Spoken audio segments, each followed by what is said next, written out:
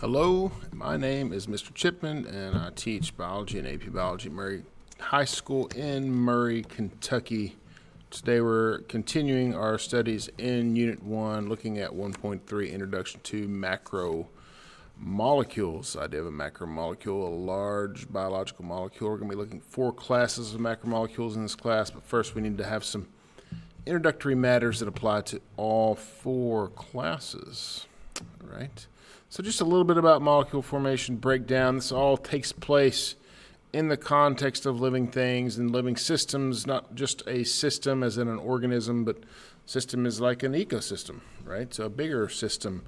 And so these sorts of things are cycling through ecosystems, carbons and oxygens and hydrogens, or even bigger ideas, carbs, lipids, nucleic acids, proteins. They're all cycling through. They have to do not only with the flow of energy, but also the flow of materials. So a very important concept. We're not creating matter here, right? Matter is neither created nor destroyed, but it's just transformed and it's transferred, just the same as energy. And so we're going to be looking at 2 different ways that takes place in here. And the first one is called dehydration synthesis. So let's look at this word. Let's break it down into its constituent parts. So dehydration has to do with water, right? It's hydration is adding water, so dehydration is taking water away from something. And the word synthesis, anytime you see that, synthesis has to do with like combining things, taking one thing, taking another thing, and combining those things. And so if you put those 2 words together, pulling water out to combine 2 things. That's what dehydration synthesis is. Well, what are we combining? Well, we're combining these parts called monomers. We've talked about monomers. Monomers are just single units of some biological molecule, right? You have more than 2 monomers, you have a polymer, right? Or you have more than 1 monomer, I guess it's a polymer.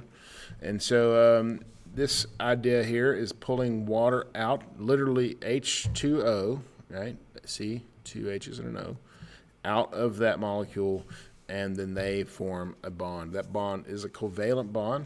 Remember covalent bonds sharing electrons, and so a very important idea. And so this is a strong bond that's being made.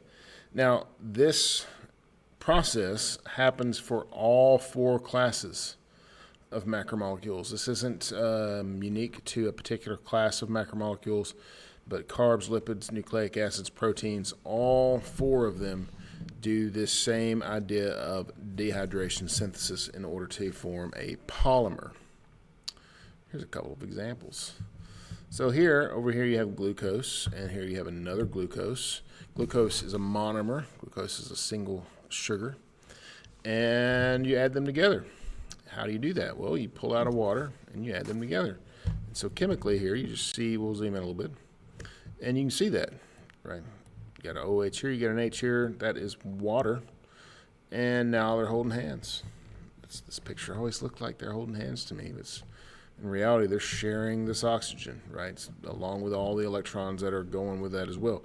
So this maltose is something different than either glucose, right? It's chemically different, shaped differently, so it's going to have a different function. Body deals with it differently than it deals with glucose. So it's also very important. Over here, what do you have? We're going to talk more specifically about carbs.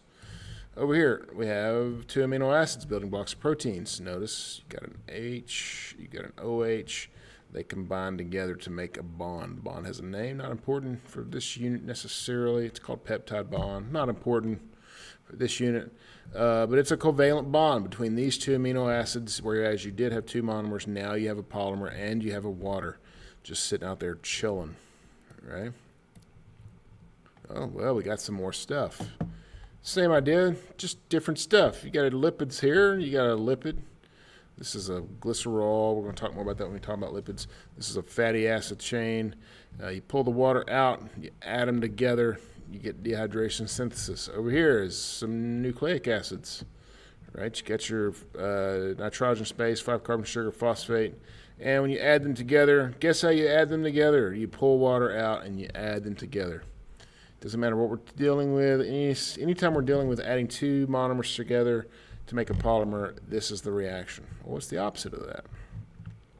If we pull water out to combine things, then how do we tear them apart? Well, we add water to break them. That's got a name. It's called hydrolysis.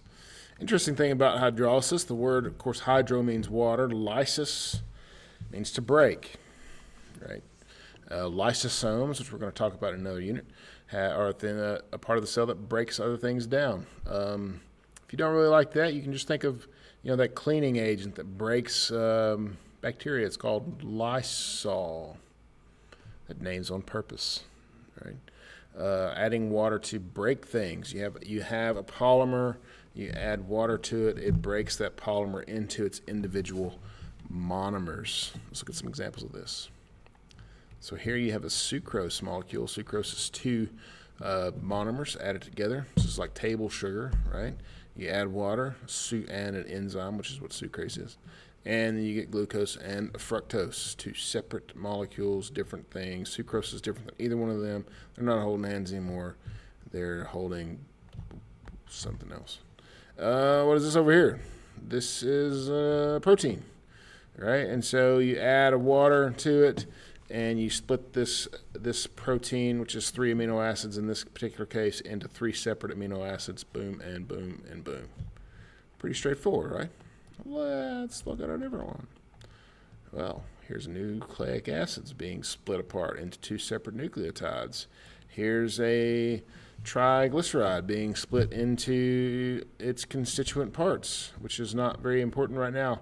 As long as you understand that in hydrolysis, we're adding water to break things, dehydration, synthesis, pulling water out to combine things.